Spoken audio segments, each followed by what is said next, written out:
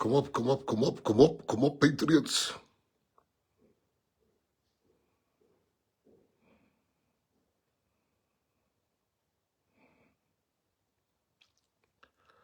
Kom op, kom op, kom op.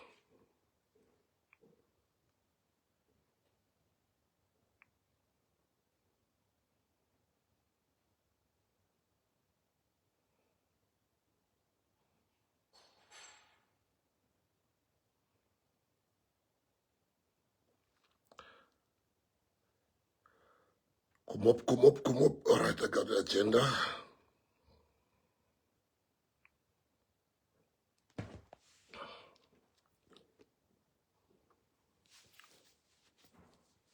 Kom op, kom op, kom op, kom op, kom op, kom op.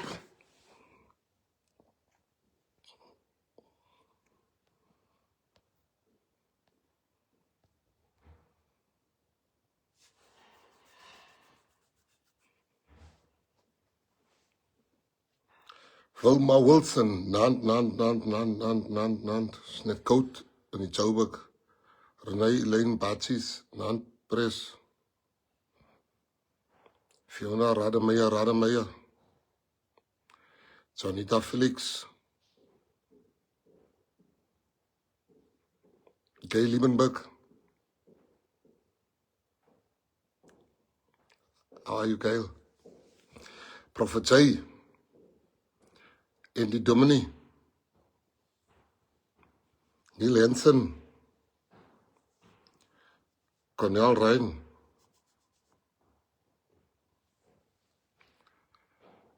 Florencia Simon. Jackie Davids. PCM in die huis. Stougans. Nadine Blou. Gladys Fischer.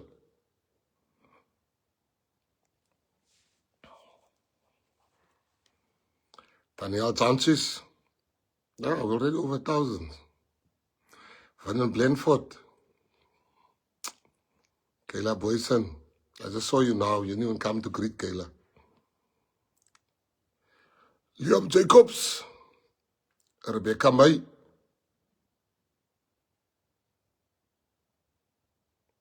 Renee Rochelle. Jennifer Ford. Craig Bekers.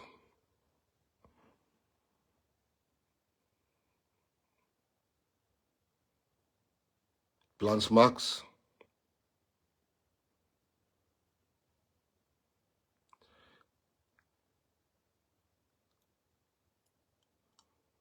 Chief Chaplain. David Adonis. Rodwan Manuel. Aiki Rasul.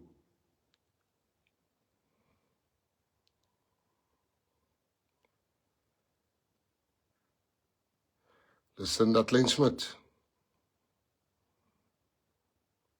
Ashley Peterson.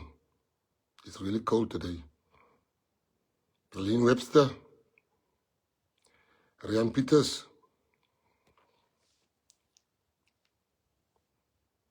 Ned Sturum.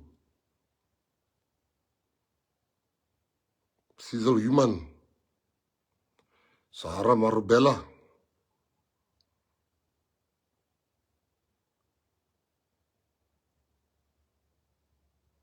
Elise Breiners. Dion Ferris. Geraldine Fontaine.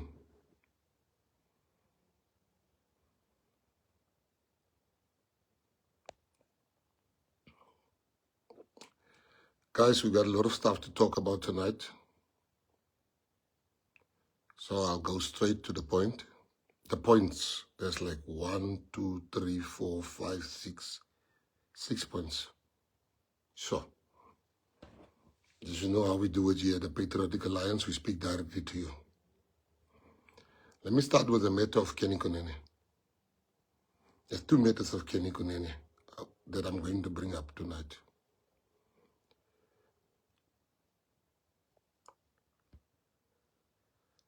You know that we've suspended Kenny, the DP, until away from political activity until we know what really happened there when they found him at the house of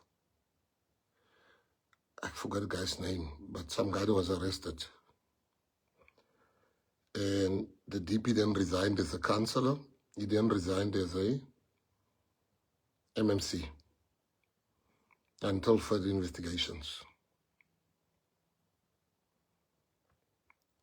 The DP then said, it's fine, investigate. I don't want to look like I'm interfering. So we then gave Leader Eugene a chance to look for a law firm that can do the investigation. We went through quite a few law firms because we didn't want a small one.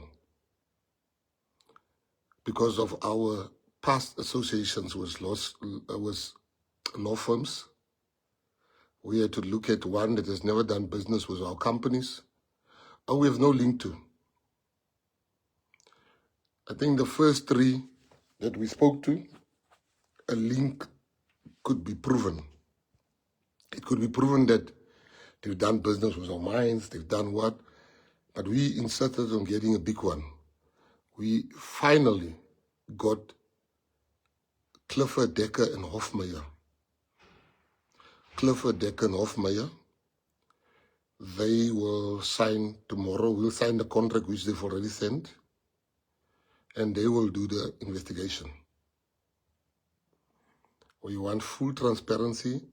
We'll give you everything when the report comes out. Clifford, Decker, and Hofmeyer will not. We didn't want to take a small firm, then you say, our enemies will say, you took this one or that one. So that's the first thing you must know. Clifford, Decker, and Hofmeyer, is the contract will only be signed though tomorrow. But that's the law firm. It's one of the biggest law firms that I know of.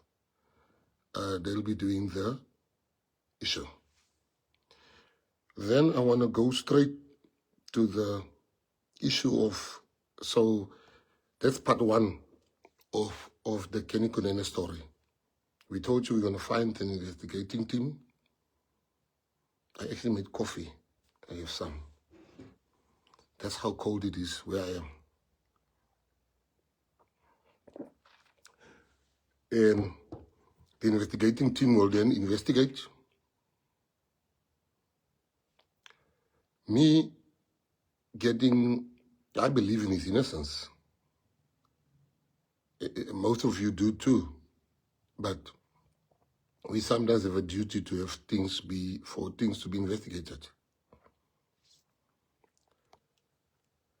So now you know, we said we'll tell you before we start who the law firm is. The law firm is Clifford, Decker, and Hofmeyer. Right, that's the first one. The second issue I want to talk about is the issue of, I need to answer those things very quickly.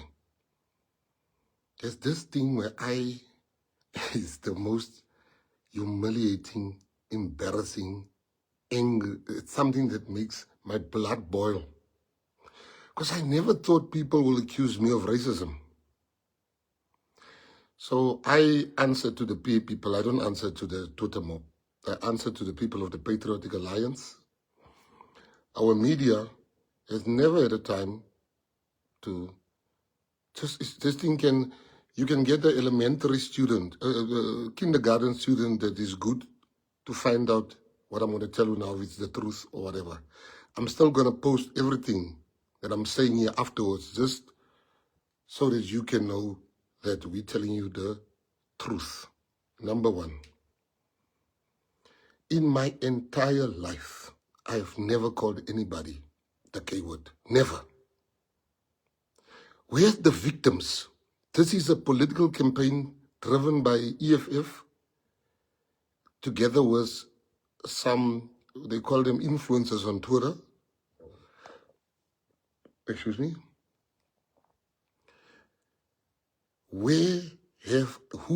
Let them show me.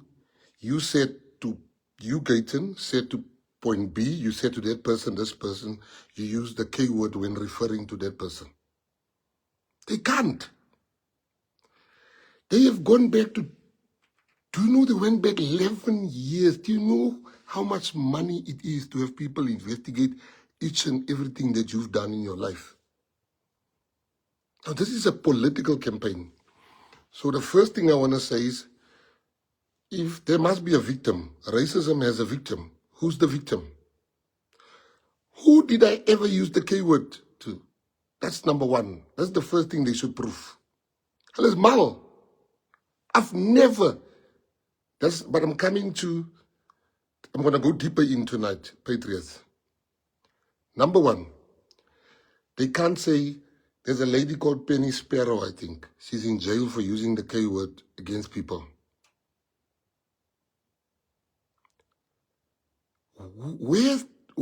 Can somebody tell me where's the K word that I used against who? That's number one. Number two, is there anybody in this world that can say, I've treated them, I've been racist with them? Anyone?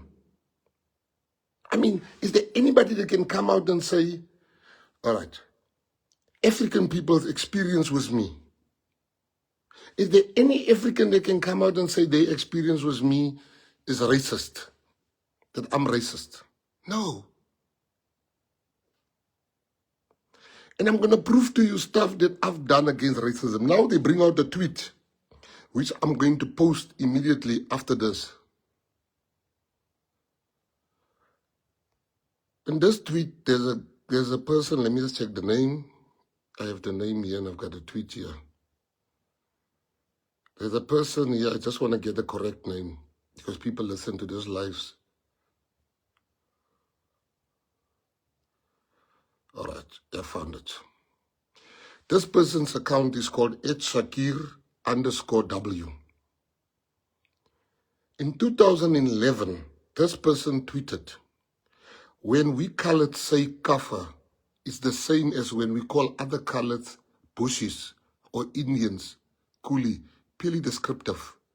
I answered and I said bullshit. That's me saying bullshit. Now they going around, this is me saying bullshit. They go around saying I'm the one that said those things. And the Twitter mob just leapt on that. Now, anybody that has been on Twitter, on X for a long time will know this is how X used to be. So this person makes this comment. I say bullshit, because it's bullshit to even call people that. Now, how did I go from calling out somebody to being the person using those words? That's one. Two, Gandhi. I'm going to catch you this journalist. He even called me about it. We had a big debate about it many years. A good friend of mine, Moyo. He works for the state now. He was the editor of the... He even called me about it and he had a big fight up with me about it. And he actually won the argument at the end because he said, why do you want to blame Gandhi for the wrong things he did? I'll get you the article he wrote about it, actually. Moyo then called me and he said to me, but you can't hold things against people. Gandhi might or might not have said that. Now, I then wrote, I said, verbatim, I quoted Gandhi, so you must Google on your own. Is it Gayton Mackenzie's words or is it Gandhi's words? At the end of the tweets where they say I used the word kafir, I quoted Gandhi and I said, Gandhi at the end. Now, all you need to do is you can Google my tweet and see on the internet, did Gandhi say those words according to the internet? Did Gandhi use the word kafir? Did Gandhi say those words? That's number two. I'm saying to you, Gandhi said those words, and if I just wrote those words without putting their Gandhi at the end, then I would have been guilty. So I'm giving you number two. Right. Number three, just hold on for me, please. I want to show you. There's a lady, I've met her,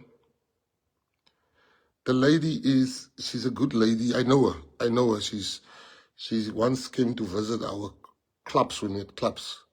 This lady posts, she tweets, she will buy sex toys for her daughter that's 10 years old. I say, shouldn't you wait when she's maybe 15 or so? 10 sounds, They say, I was saying I'm going to do that for my daughters. Really? But what angers me is that every journalist worth his salt can just go look at it and say, no, this is not what he said. There's a man that I despise on Twitter. He's been attacking me forever. But his name is Gulam. Gulam is the only one that looked at this thing and says, but this is not what the minister said.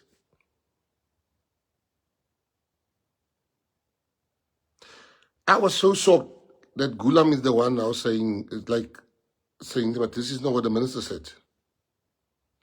Gulam is saying, no guys, let's not do EFF mustn't come with stories. That's not what the minister said. Now I want to know, so I'm getting back to, I just want to deal with the tweets. They say, I said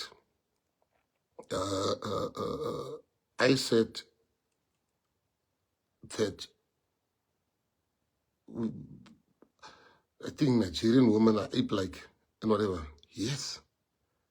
What is the context? There was a big Twitter, what we would call that time a Twitter war. Was us, and they said very bad things about South African women, and we were going up and down, up and down. That time I was not in politics. I was just a playboy that time, living my life, having too much money in a real sense. And I said, you mustn't say South African women. South African women are the most beautiful. They don't show you that part. He says, South African women are ugly. I said, your women look like apes. I didn't say that. Will I say that today? No. Should I have said it? I don't think no man should ever say a woman look like an ape. Am I proud of having said that? No, I'm not proud. I'll tell you a story. Like, this thing, there was a time when they would undermine, where South African women are being undermined by these foreign guys. And that was a tweet, so I'm not proud that I did say that. That's my tweet. I think it's 2009. Thank you, Bakang, that's the word. Let me tell you, and there was something like trolls. I was one of them. A troll used to say something to get a reaction from people those years. These things existed, but nothing to do with racism. Right, now let me go further. I go with Bakang and Teddy to Nigeria. We're sitting by a house of a billionaire, about to have lunch with his two friends. They're also billionaires. Bakang and Teddy sitting there, and the next moment, we're just having nice conversations about life. They start talking about how South African women are so easy. South African women are this, as Bakang, then the whole part. I didn't care where I was. I lost it. I said, your women are this and this and this and this and this and this. So I'm telling that story so that you can understand that to come to 2009, 2010, 2011, and we were what you call touring, and you come and you bring it without context. When you want to bring what we said, you must say, what did we answer?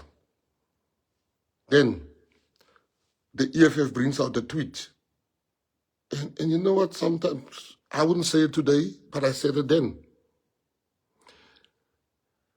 This guy said, it's always important to get the background of a story. This guy says, yeah, I think people that, I'm taking you through everything that is out there. He says, all the people that put people at the back of, all the white people that put people at the back of the bucky, they're all racist and whatever. I said, hey, bruh, but some of the people really think. And I did say that. And I wouldn't say that now, but I said it then. Am I proud? I'm not proud. But it's true. And you know it and I know it, that sometimes a person doesn't, you want to give a person a lift, but they're smelling. And I had to say that. Then they come for me where I said, if white people, if there's some white people that I would save, even before I save some black people. That's true. And there's some black people I'll save before I save some colored people. There's some colored people I'll save before I save some white people. If Charles, for instance, is an example I want to make. If Charles is in a fire and another black person that I don't know is also in that fire, I'm first going to save Charles because he's my brother. Am I racist for that? No. I look after my friends first. That is, I know Charles is my brother. I would want my friends, if I'm in a fire, to take me out first. That's what I said. Now, I'm coming to the racism issue because that's the issue. They went further and they said that Gayton was speaking about anal sex. Just Price, I wrote one of the biggest best-selling books on relationships. Everything about relationships.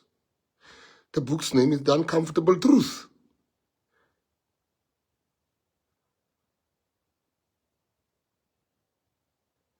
So when you write a book, you put lines that's in the book and you put it, and that's how we used to promote the books.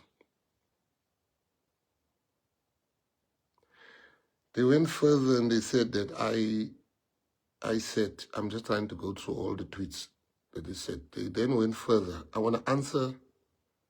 Charles says, you better save me, man, because I'm saving your ass over the white guy.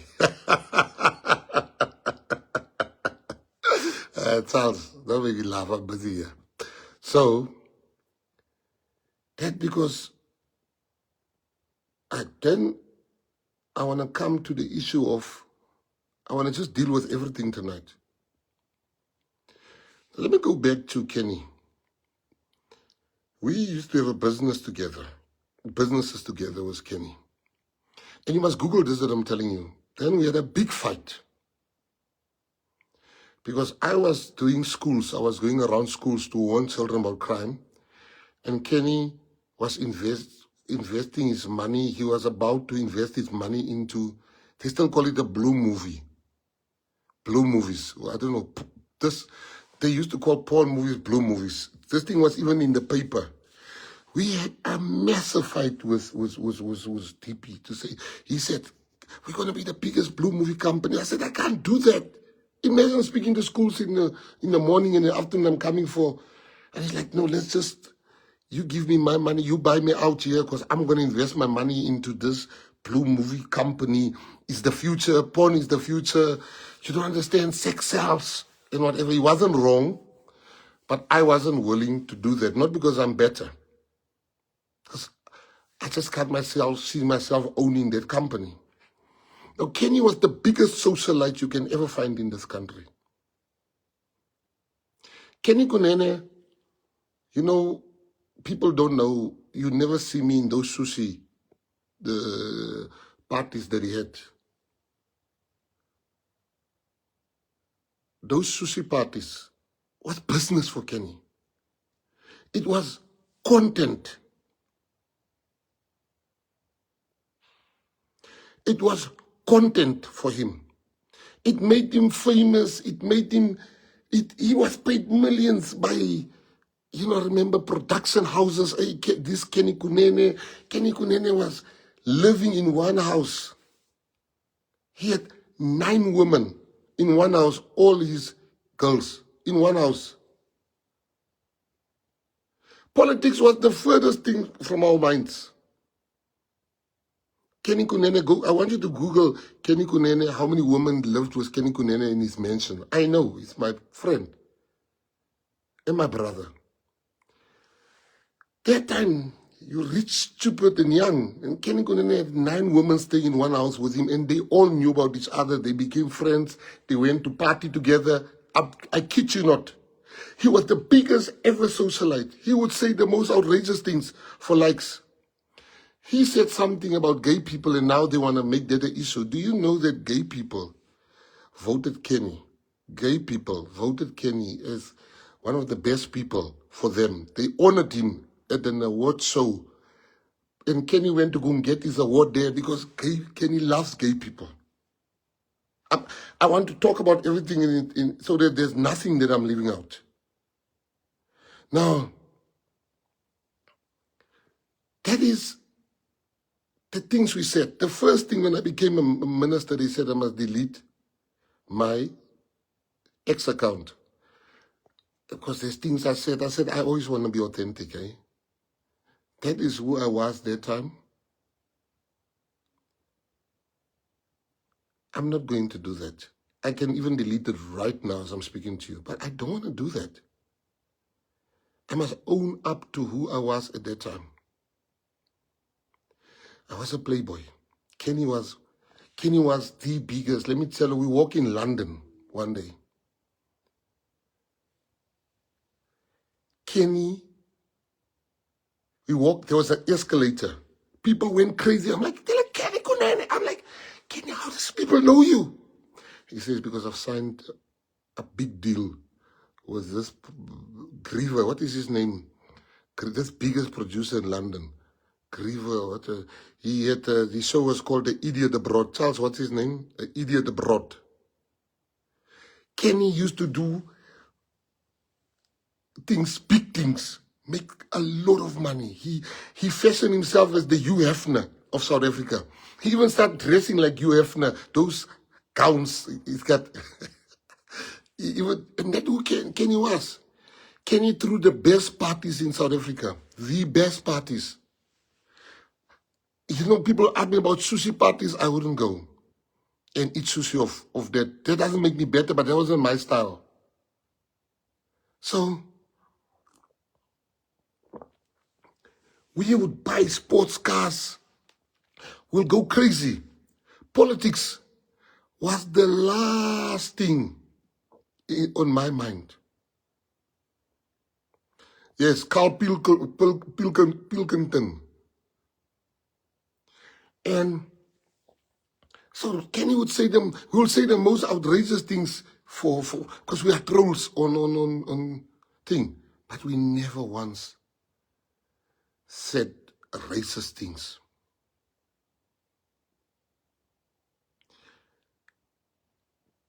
I cringe when I look at some of the things I used to say.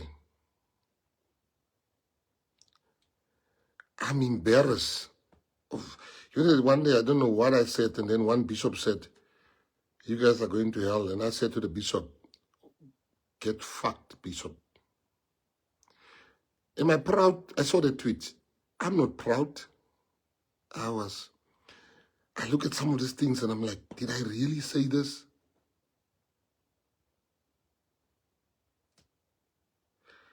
What, racism? Now I want to come to the one of racism. I wanted to explain the tweets to you. I'm going to post 2 tweets immediately after this. One where I was saying, where I tweeted, when I say black people, oh yeah, the other one is where I said black people will forever be poor and whatever. I was talking about us. And I'm going to show you, now they think I referred to black people. No, I referred to us. And immediately after this live, I'm gonna send you how I referred to, what the ballooners do you know? How I referred to black people.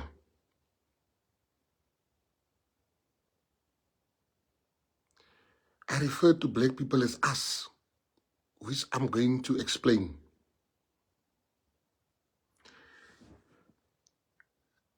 So with Kenny, you've never met somebody like that. You've never met somebody like Kenny Kunene. He was the biggest socialite you can ever find. Kenny lived the life living with 9 women in one house. That's when Kenny came to tell me he's getting married, he's in love. I said, please, Kenny, I'm not in the mood for your stories today. He said, you don't understand. I only want one woman in my life. One woman. I didn't believe him. He said, I'm in love. And that woman was Nonko. And I've never seen him so in love in my entire life. He is so jealous. He loved that woman. He's a family man today. That woman has transformed Kenny Kunene not even his ex-wife transformed him in that fashion.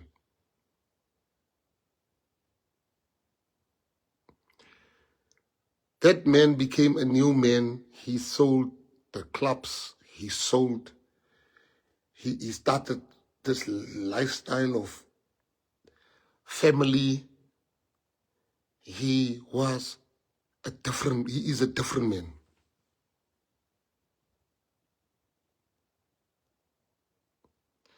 That woman changed that man. That woman has made Kenny. I never thought I'll see the Kenny Kunene that woman has turned him into. Kenny gave up this life. He cleaned his house. When she would visit and saying like, when I mean cleaned his house, there's champagne bottles must be put one side. This woman is coming, and he was like a kid in love.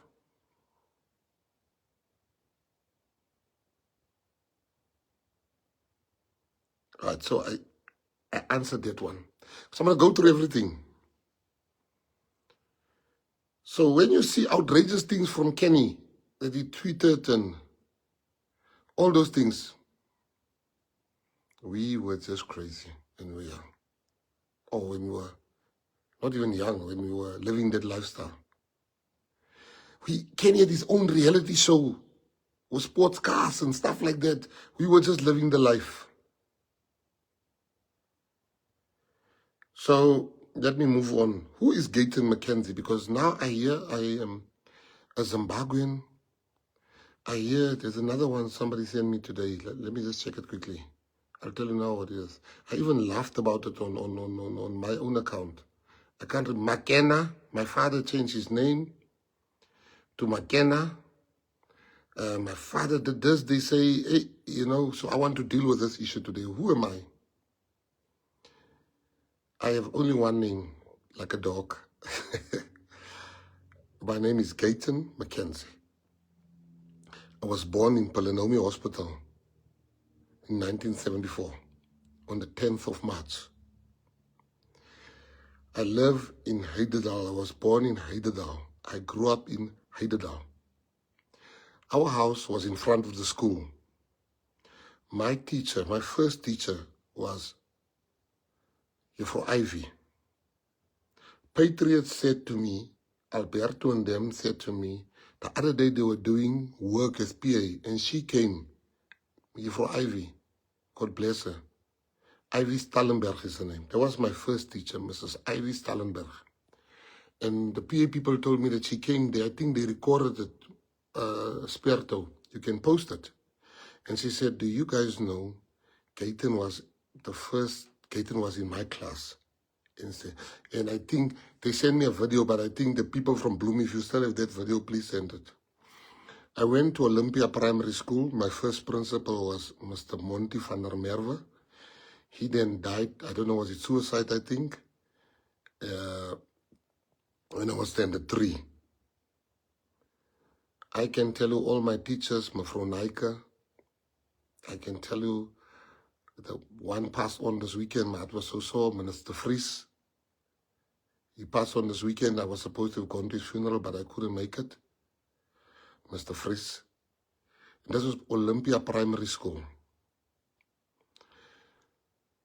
At the age of, when I was finished with primary school, I went to Heatherdale Secondary School. Heatherdale was the school just opened. So we were the first students were the first students in that school. Were the first students in that school. And while we're at the school, and this is where it gets interesting, and I want to tell you, my cousin would come for me to teach him Afrikaans.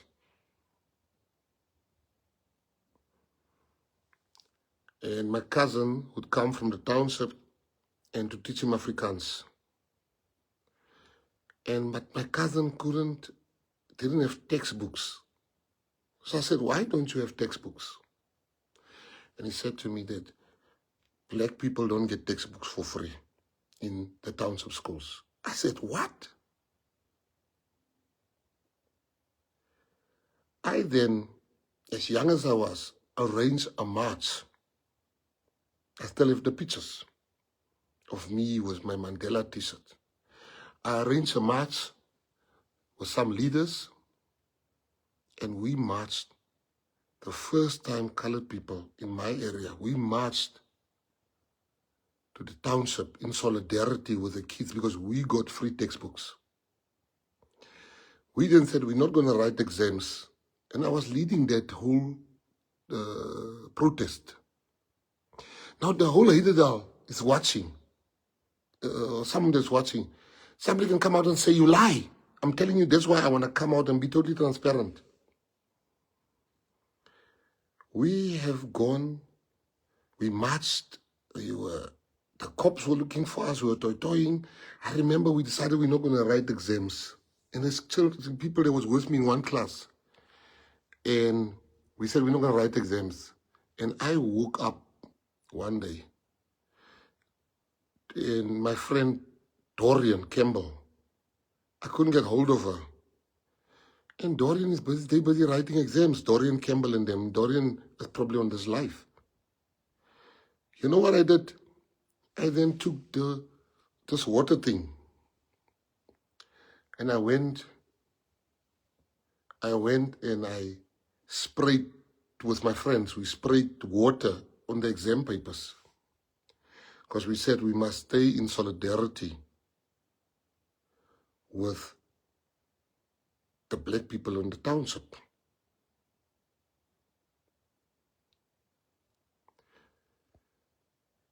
And I got the attention of leaders in the ANC then, and I would attend meetings.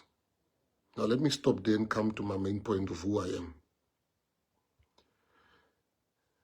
I have my father. I've never met my grandparents.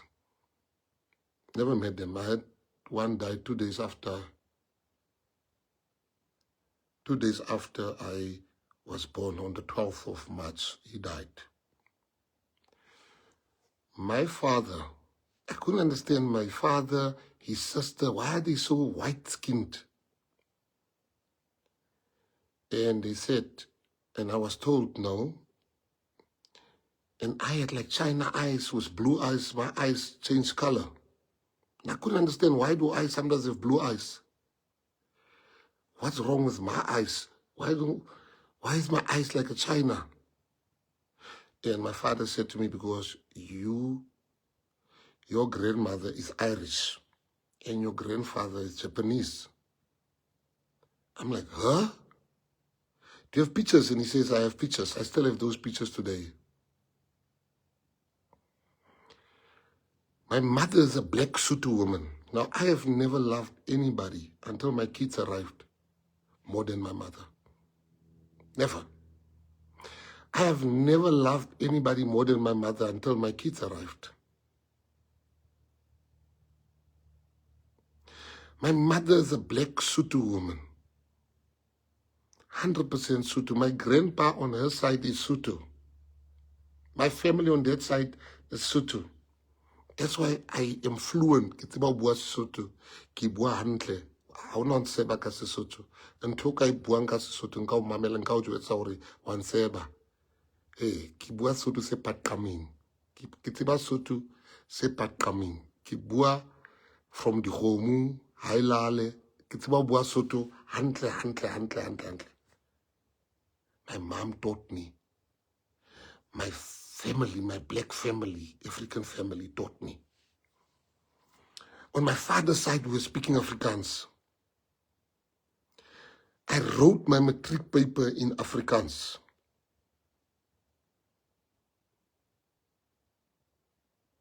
Now, Peter, can I just say something? A lot of EFF people are on this life. It's deliberate. Ignore them. I'm talking to you. I could have gone and have a press conference. I could have gone and done this. All I'm going to do is release a statement tonight. But I wanted to speak to you because you're always defending me. So you must know who I am. I know you believe me. But I have to tell you, I said, who am I? My teacher in Standard 5 was here from Niva. She's a PA member and her husband is a leader in the PA. Hoodrich Taylor. That's the Standard 5 teacher. That woman used to give me food and used to make us watch movies at the house, and she and her husband, Hoodrich Taylor, you're from Niva Taylor. My primary teacher, you're from Emma, the mother of Geralda, used to bring sandwiches for me, and I would be the first one in the soup kitchen line. She would work with the soup kitchen and I'll be there. And she'll always give me extra. A daughter, I just saw a daughter on this life now. So why did I tell you all this long story now? To tell you the Zimbabwe thing. The Zimbabwe thing. My first time in Zimbabwe was when Kim, me, her mother, her father went to Zimbabwe in 1996. We went on holiday at Vic Falls at a place called, because Kim wanted to bungee jump so badly. I'm like, and that was the only place I think she wanted to bungee jump from. And Kim wanted to bungee jump. And she said, that's her dream. And Egg was frek verliefd. And she said, let's go to Zimbabwe. We stayed at a hotel called Elephant Hill. I remember that's when I saw absolute poverty. And my first time in Zimbabwe was 1996. Sorry, not 1996, 2006. 2006, we were in Zimbabwe for the first time at Victoria Falls at a place called Elephant Hills. That's my first time I went to Zim. That was my first time. Today, when I saw that, I said, I'm going to invest in Zimbabwe. Such a poor country can only make you rich. Excuse me? I then invested in Zimbabwe. I started at a place, that family called, I'll have somebody remember, they had a gold mine. The gold mine name was Hope. I put money in that mine and I made money with them. Gold mine. I then went into chrome and all those type of stuff. I had invested in mines throughout the continent. Now, why is it important I tell you these things? Because I'm coming to that. So my dad used to tell me, he made me believe I'm Irish.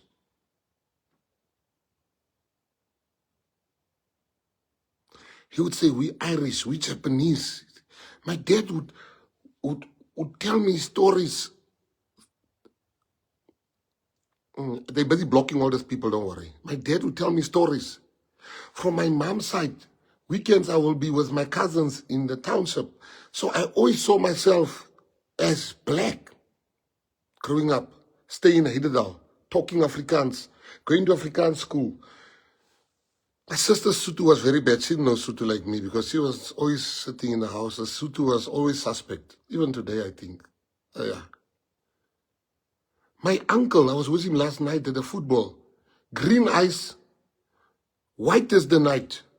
My father's younger brother, Palala. My auntie, Umagogo, looks like a white woman, as Donique. So, as a child, I grew up, and this is where it gets interesting, because the reason why I'm explaining that is because race is something that I've learned this week South Africans don't understand. Now, for me to be using the K word and to be racist, are you saying that I hate my mother? Are you saying I hate... I'm even getting emotional. Are you saying I hate Marang because I'm a godfather to Marang? Are you saying that I hate my godchild? Are you saying I hate Kenny Kunene? Are you saying that I'm black, I'm colored, I'm mixed? I never knew who I was.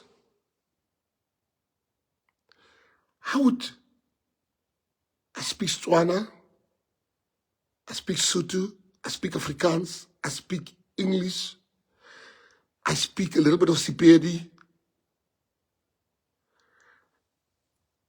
I grew up. One day my father said, "You're not black. Stop saying you're black. You're not black. You're not black." My dad would say to me, "I'm not black. You colored."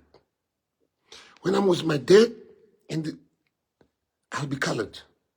When I'm with my mom, and my mom will say, we are from chiefs. You have royal blood in you. We are from chiefs. Your father was a chief. She told me a story of her family, the Silibalos, that helped the king of Lesotho to win the war. I grew up with all these rich stories of who I am. I spoke Afrikaans all my life. Afrikaans is my first language. Sesotho is my mother's language. I grew up with a white culture that my father instilled in me. Charles said something. We were at the... Charles, where were we where you said, "Oh my word, gee, I saw you." Charles, you can text here. We were somewhere, we were lots of Afrikaner guys, and you're like, "Gee, you fit in so nicely." I said, because I grew up with the culture of Boet and Sarki. Now, for some of you who don't understand, why am I telling you all of this? I'm telling you all of this so you can understand I'm not a Zimbabwean. I'm telling you all of this to tell you that who my primary teachers were, who my high school teachers were. I'm telling you all of that to tell you which hospital I was born at. Now, you believe me, I know, but I want to kill this thing once and for all. I don't know how to speak Shona.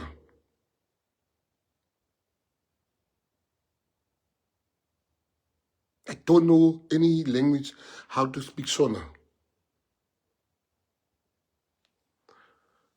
I grew up with that contradiction. Now, let me go to the most important one. The mistake many Africans make, and the mistake many coloreds make, is the following. I want to first start with the K word. Now, being a colored is extremely, extremely complex. We sometimes, you don't understand, you've got a Dutch old... I've got pictures of my grandmother. I've got pictures of my grandfather. I've got pictures of my mother. Like, I love my mom, so it hurts me when people say I'm racist. If my mother is black, I'm black. I am black. I'm coming from a black woman. I come from a mixed race father. When I'm with my father, I am whatever he decides that day I'm going to be. When I'm with my mother, she's like, "Don't forget, don't tell your father, you are not." Now, I could never understand why my eyes and all those things I was wanting answers. So let me explain the K word. A lot of Africans, black Africans, claim the K word as an insult to them. No, no, don't claim the K word. And I'll tell you why you mustn't claim the K word. The contradictions of colored life.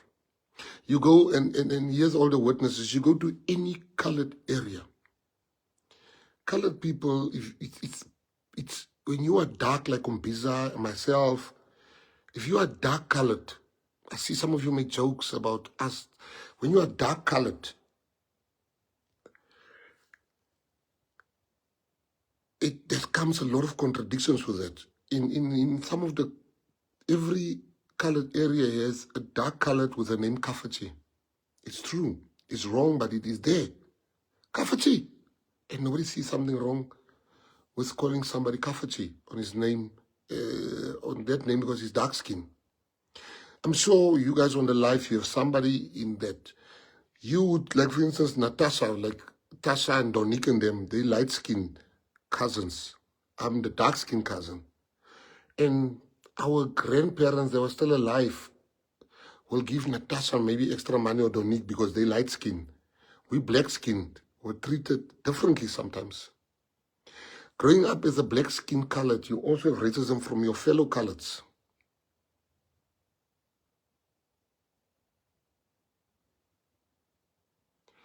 We had racism from our lesser. We had racism from, it's true, I'm from the dusty streets of Hyderabad. We had racism in, sometimes you will be hearing at school, "Han, Chokafa," from a fellow colored. And you know that to be true. That's the contradictions of colored life. When you're dark-skinned colored, you will experience that word more from your fellow colored sometimes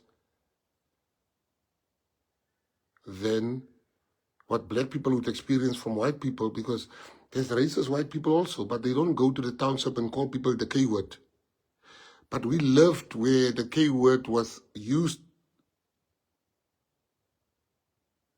by us. Colored people, truly, I'm telling you, there's some colored people that use the K word as a form of endearment. Kumi Mikafachi. No, for real. It's the biggest, I could never understand that. And they wouldn't get angry. I mean, like last week we went to go see Donna. She injured the leg of the PA, Donita Stevens. So I went to surprise her with a visit.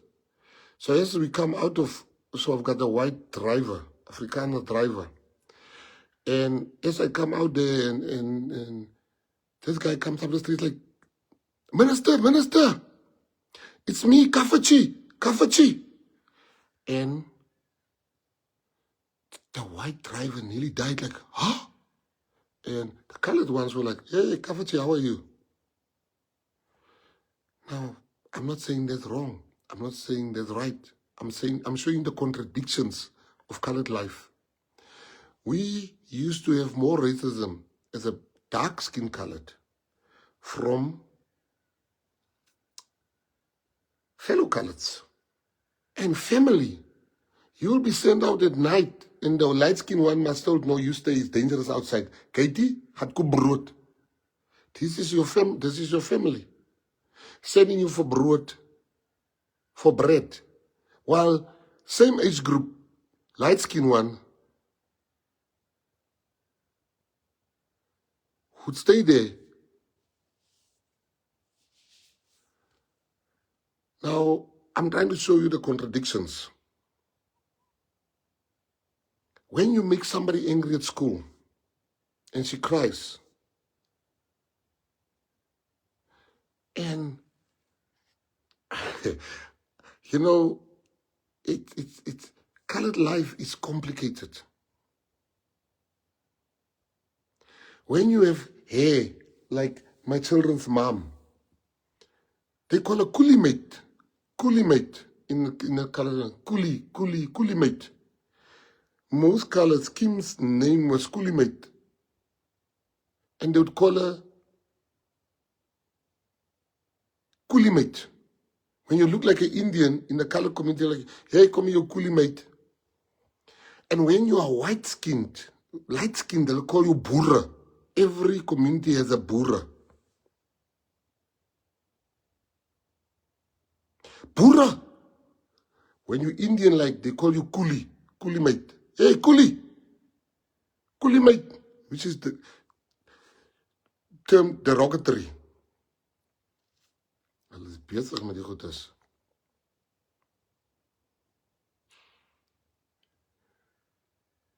Now, I never saw myself as anything else than black. I saw myself as black. And I'll show you when I tweeted as black. So when I say black people will never own anything, I talk about ourselves. In the colored community, if you don't have hair, nice hair is a big thing. That if your hair is straight, they call you coolie and whatever. And our people have many contradictions. Now, let me move on. What a lot of my African black friends don't understand. You say colors don't be black. We are black in terms of the Constitution. We are black according to the Constitution. But we can't be African if you colored. No colored can be called African, but black Africans exist. If you are African, if you are black, I know it's difficult to understand. Any person that's not a colored and that is not white and you are black, you are African according to the laws of South Africa. No colored must be deemed according to the laws of South Africa as African. No colored. So we can never be one with you, even if we want to, because it's legislated that we can't be Africans as coloreds.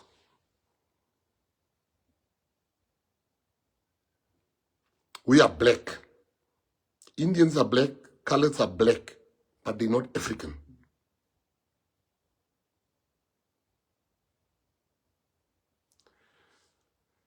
Now, why is that significant? Because the opportunities first go to the Africans before it comes to the blacks, legislatively. Now, even if we want to be one, which we do want us to be one, it's called the national question, which has not been dealt with. You know, you look at it's very rare at some of the color schools sometimes those years, it's always the long hair girls and the gladde hare, they the hoofseun and hoofmeisie, and those are the contradictions of growing up. We've moved on. But we also as a colored community had to find healing.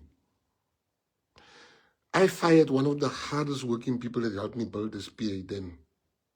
And I wish she can come back because people need to... She just got angry and she left. But I would really take... From Ekurhuleni, because she used the K word. The SG fired the pastor that used the K word. Now, how do I fire people for something I do myself? But I'll give you the reasons of why this is happening. Now, if you want to get to me, accuse me of everything, not racism. I'm black. I'm colored. I'm everything. I'm mixed. That's who I am. I speak all those languages. I speak the language of the white man, the colored man. I speak the language of the black African man. Now, don't come with me with lies. And people are jumping on the bandwagon, you're racist, you're racist, you're racist, you're racist, you're racist. You are a victim of a orchestrated campaign. Imagine, think back, you know, How deep they had to go to come to 2011. And then EFF, Mashaba, he's got problems in his own party. People are leaving, joining us, joining everyone.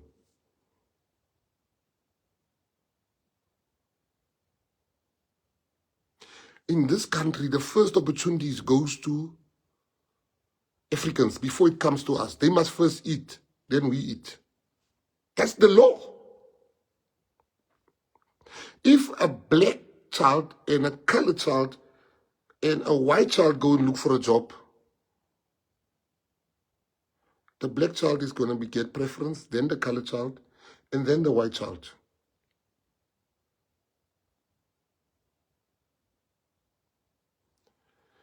Now, I must tell you why there's a campaign against me and what happens. So in this country, people are scared to say it and they're scared to stand up. I was a member of the African National Congress.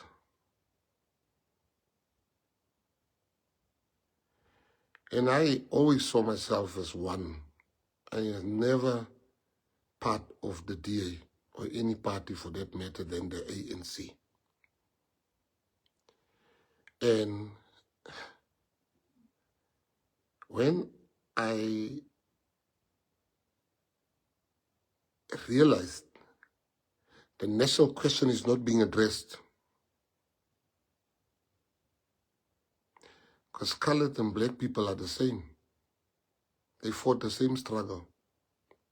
I always tell you, when they jailed Walter Sisulu, they jailed Neville Alexander. When the police killed Steve Biko, they killed Ashley Creel. When they killed Andrew Zondo, they killed Alton French. When they imprisoned Mandela, they also imprisoned Harry the Strandloper. When they hanged Solomon Mahlangu, they also hanged Rivers. When they, June 16, we had the Etlun massacre. That's our story. It is intertwined, it is together with black people. But when the opportunities came, colored people were put one side, and that is where the fight starts. The fight started there. The colored people, I don't think well-meaning African people understand the story of colored people, and I'm going to use the next 4 minutes to tell you the story of colored people. Every day, 15 colored people die. More than people that dies in Ramallah, in Palestine. But we've never seen solidarity for the colored people from our leaders. But every day we saw them wearing scarves, flags. They never had moments of silences for our children that die. 3 weeks ago, one weekend, 23 people died. There was not one moment of silence. There was no flag. This fight, gangster fights, has been going on for the past decades. Nobody does nothing about it. I am the one, when there was in Menenberg in 2013, when 83 people died over the period. Every day was 5, 6 dying in Menenberg. I took the leaders of the Americans and the HLs, the hard-living kids. I made peace there together with my team and Daniel's father and all those people. We made peace. In Worcester, when the people children couldn't go to school, Clayton McKenzie went there with his team. Last year, when there were, which place was it? We went to go make peace between the gangsters. And I want to prove that I want you to know that the guns that kill colored people all come from the police force. And that will be what I'm going to take to the commission. How come for 3 decades the police guns are killing people and nobody really, they've only had 2 arrests, I think. Very, and those people, when they were investigating colored policemen, when they crack this case of who gives the guns.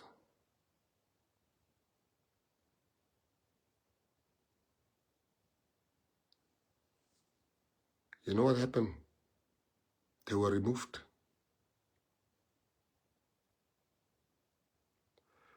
Colonel Kanye was shot dead in front of his house because he was also making inroads.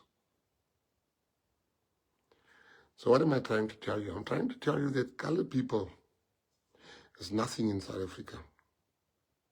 And that's the truth. They didn't have a political home. They first voted for the ANC.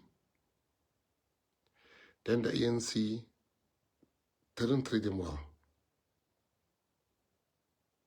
They then went for the DA. And then the DA didn't treat them well. But they were stuck.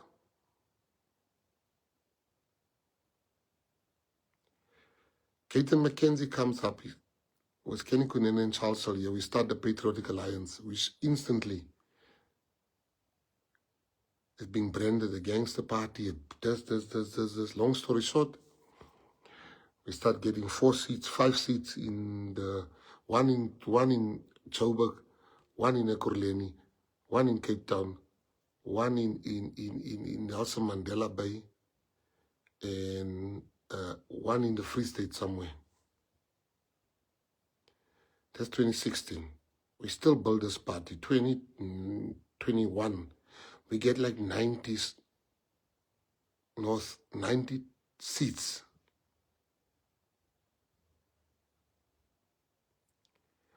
2024, we get 9 seats in Parliament.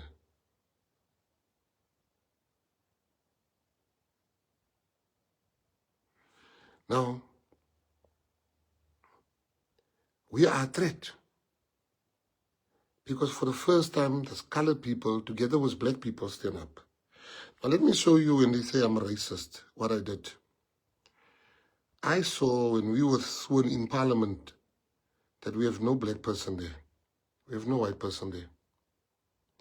I removed a colored to make space for a black.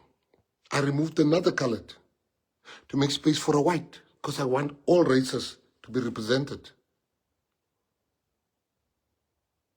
In the city of Cape Town, I looked at the councillors and I saw there's no black councillor. I then put a councillor. That councillor then wasn't performing. I then replaced that councillor with Bongi, another black councillor in the city of Cape Town. I put Beauty. Beauty was not supposed to be a MMC. I said, no, we're taking out the colored, we put a black. And we put Beauty Charlie in as the MMC then. City of Joburg, I realized that so many people in PA, colored people, I removed 2 coloreds, 1 colored. And I put, no, 2. It was Renee I removed and Theo. And we have 2 black people there. And I did it deliberately.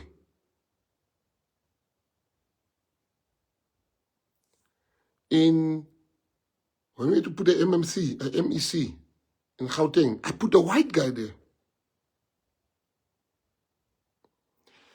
Because representation matters to me. I detest. I was a racist when I grew up because I was like, why? My dad says we also part white, but why don't we live like white people?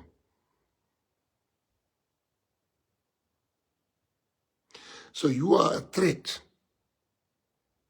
to them because the election is around the corner.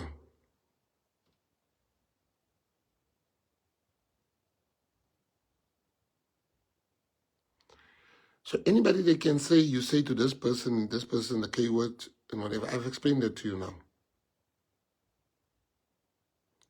Come with me, I'm black, I'm colored, I'm mixed race. If I go to sit in, like yesterday, this morning, I was having breakfast at a quick meeting this morning in Bloem at stadium. It was 2 black people. We were talking so today, the whole meeting.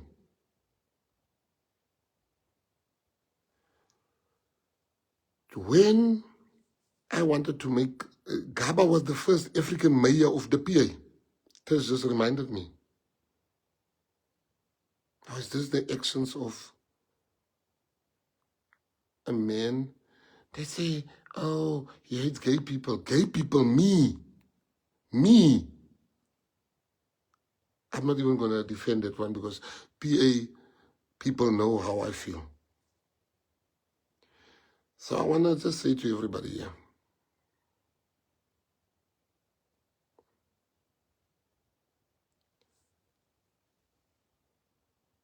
what you see happening here now is them being scared of 2026. But we are supposed to just be short. We're supposed to say nothing. We're supposed to not get opportunities.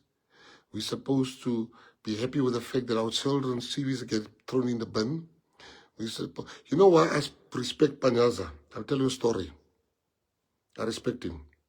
I went to the funeral of a guy I grew up with, and I haven't seen him for 20 years. And I went, and he became a PA member in Ekurhuleni. Somebody can just think. And I went to his funeral, and he was training the traffic wardens, the Amapanyazas. My blood was boiling when I was sitting there. Because all the Amapanyazas was there in the beautiful uniform. I'm talking about like 400 of them. And every 3 minutes, they come and cover the coffin. They stand around the coffin for 3 minutes or 2 minutes, then they leave, and others come. So I'm sitting in front of the coffin, and I don't see one colored.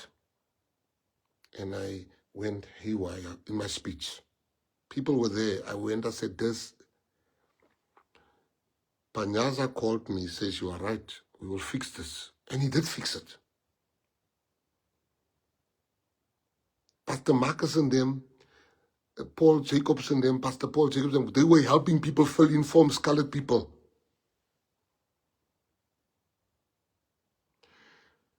So as a minister, people thought I'm going to fail. So there's a concerted effort to get me out.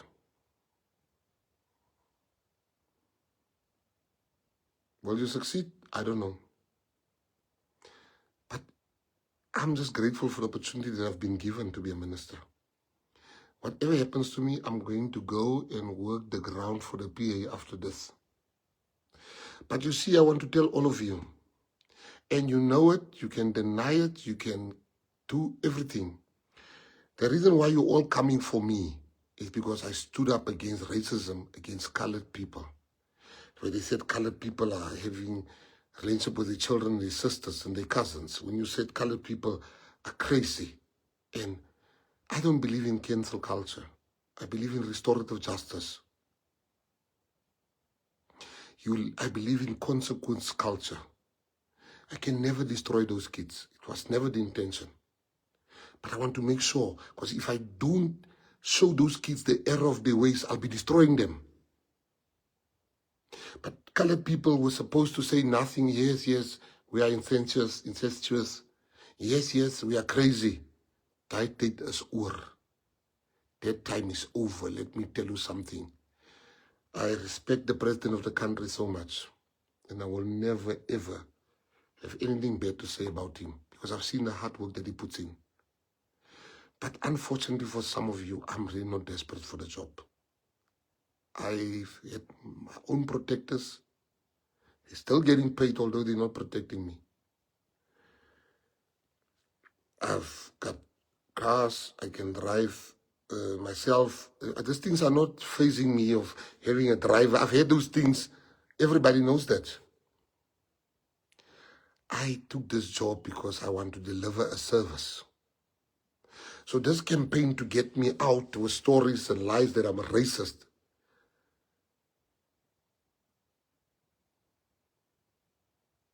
It's your thing to make me look bad because the Pandit one doesn't work anymore.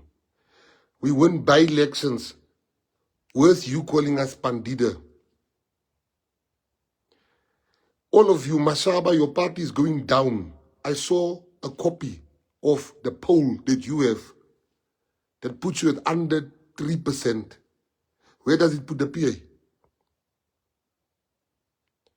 Now you want to come and find relevance with me, a man I had so much respect for. You could pick up the phone and ask me, is this true? But you're going to play it to the gallery. That's okay. I work hard for the people of South Africa. I work day and night for the people of South Africa. I make sure that this portfolio shines because I've been given opportunity by President Ramaphosa that the last thing I wanted to do was to humiliate him and let him answer things on my behalf. So you don't know if for some reason I'm going to the ground and I'm no longer minister. You don't know what's coming. So Yella Baiza, now let me tell you something loud and clear. That time when colored people are second-class citizens is over. It's over. That time when colored people's children's CVs are being thrown in the bin is over. That time when colored people are being told they're not white enough or black enough is over. We don't want to be treated better than black people because they are our brothers and sisters. We want to be treated equally. But ons, ek baisa nie vir julle nie. Don't come with lies. A well-oiled machine. But I've got something, I saw people's comments, saw what they say, Patterslang. People are saying, you know, when you come with me with racism, are you listening to yourself? Me? Where's the proof? Go check, did Gandhi say those things I wrote there? Gandhi said it. Go check, did I tweet as a black person? I did see myself as black when I was in the ANC.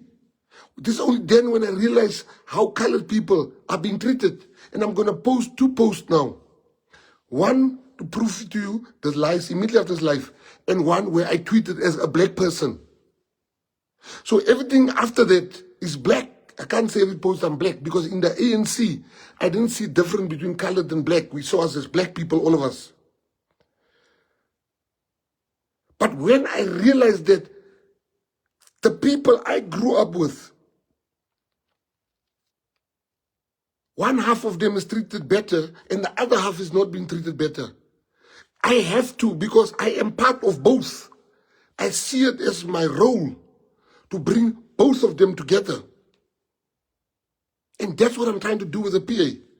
Go and see every board that we have appointed in DSEC. You can see there's an Indian, there's a colored, there's a white. That is who I am.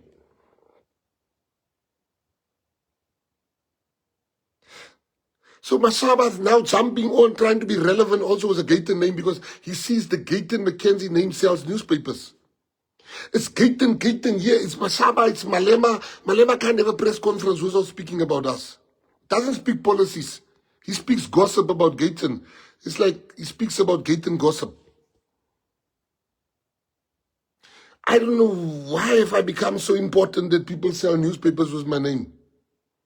And those ones on Twitter, they think Twitter is everything. Twitter is not the ballot box.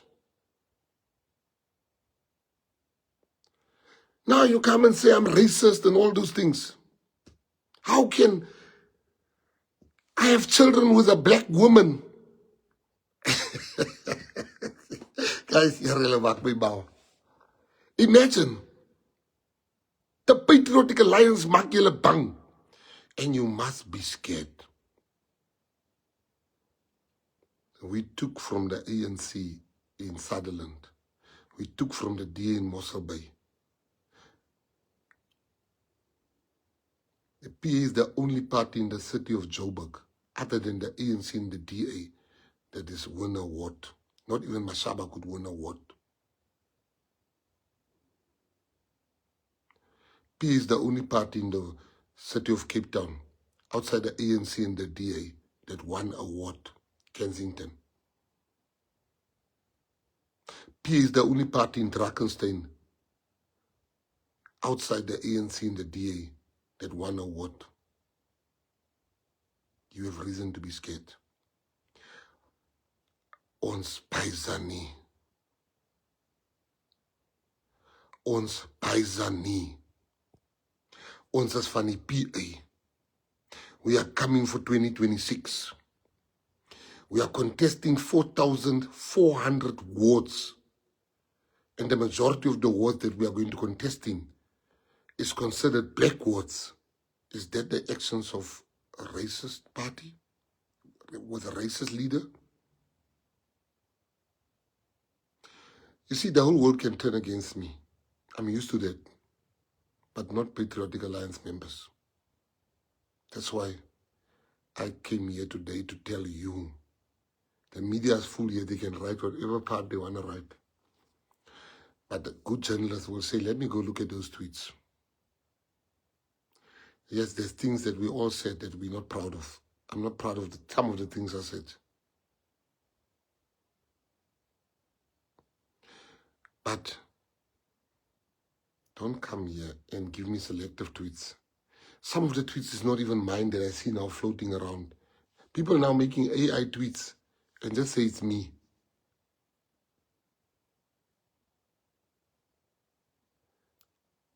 I'm not on my watch. I am going to fight for all people. But you're never going to make colored people the fools that you've been making them all along. You've become too comfortable to be oppressed as a colored person. You've become too comfortable to be seen as a second-class citizen. That is over. Is klaar. Uphelile. Ufedile. Is klaar. It's over. We are one nation under God. We take our rightful place. And as I said, now you have children, you look at some of the things you used to say, I want to apologize for that. But I can't apologize for racism that I've never been guilty of. Come with a substance. Don't come. All those things I want Liam and these people that likes to research. Go see the things they say I tweeted. Did I tweet or did Gandhi say that? Oh, here's the last one I forgot. I despise the term black diamonds. Don't call me a black diamond. You're basically saying I'm better than other black people. I hate that. I tweeted to say, you are actually saying I'm a better K. I've never seen myself as a colored when I was in the ANC. Because I never saw myself as black. I saw myself as both. Because colored and black was ANC history. Same struggle, same people. So you can write all the nonsense you want to write. I'm just happy for one thing. They've reported me to the Human Rights Commission. They've reported me to the Ethics Committee. Now people can investigate. So I've decided I'm not going to resign. You guys are calling for me to resign. I'm not going to resign. I've got work to do for South Africa. I must unite the races. And they very strategic. They know social cohesion is part of our job. And you can't really do the job if you yourself are racist. So I know why am I being fought. Because for the first time, we are finding our way. And I lead it.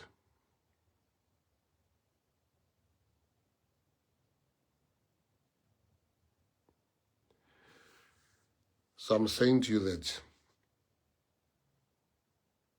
if if you've never said anything or written anything that you're not proud of in your life, may God bless you, continue to bless you.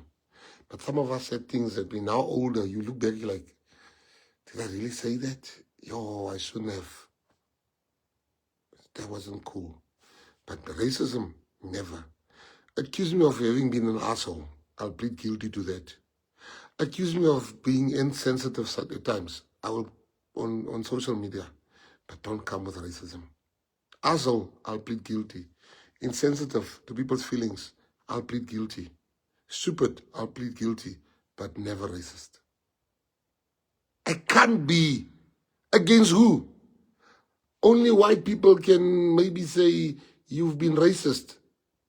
Then they would have a case against me. But how do I be racist against my own? I can't be.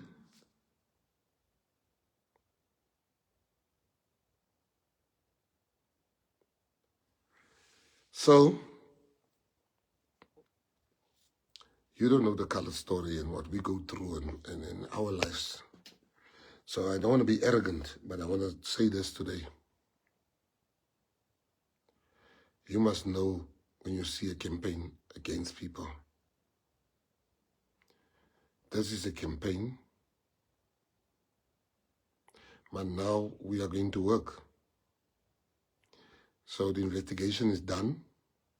So the investigation has been, the charge has been lodged. Let the investigation begin. But they don't want the investigation. They wanted to do a quick job with me.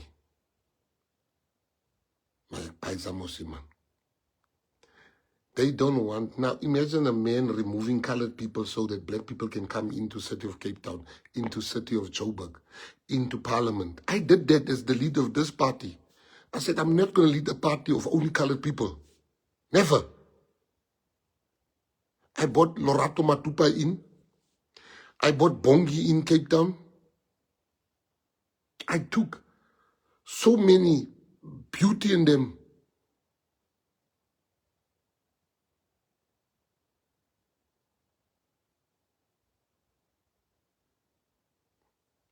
They want us out of the GNU so that they can come in.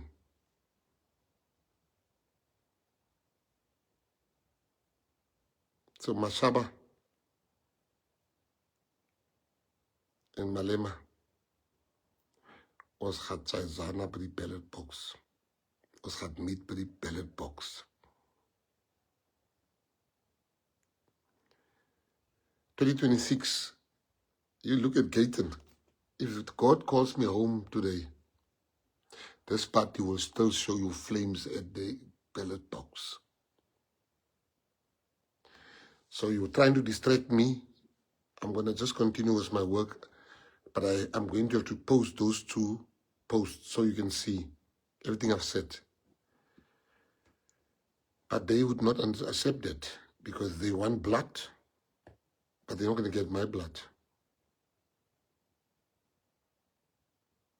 Imagine my godchild is black, my mom is black, my cousins are black, half my family is black, I'm half black, and you say I'm a racist. You're really mal mense, man. My kids was a black woman. What are they? I don't even know. The contradictions in color. You know, you look at us, we got China eyes. You get somebody that's black, black, black. Because have you seen how nice Mbisa is? How nice Mbisa is? That is black. How some white colors have the worst hair. How me, look at me dark, but I've got blue eyes. I don't wear contact lenses.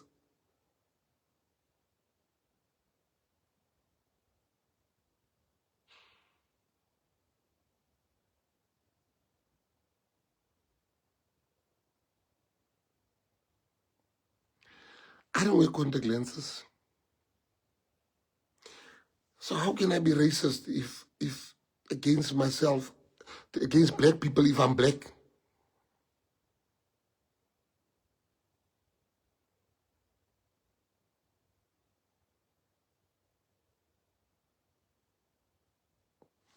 So I tried, is there anything here? I'm still going to stay on this live for 5 minutes. Is there anything that you wanted me explained?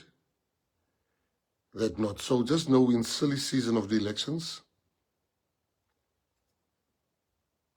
silly season of, and guys, let me tell you something. They say, yeah, I love the blue lights.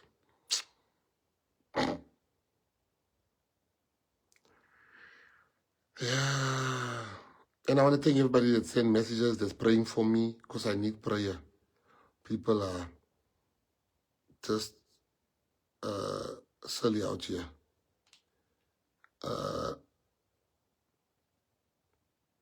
Election season is upon us. So if there's anything that you think I have not addressed, please tell me now. Please tell me now.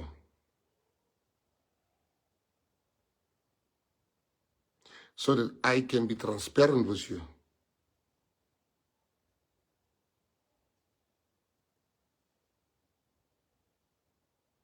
Look at Petra Pillay says, my name is white, my surname is Indian, but I'm a colored goose. That's who we are.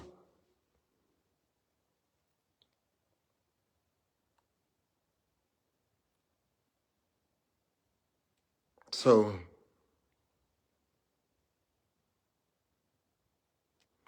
context is everything, you know. There was this Twitter wars happening. Twice. They used to call it twice. People will say stuff and you say stuff and they say stuff and you say stuff. Now, if you just come with one thing there and you don't come with the whole context,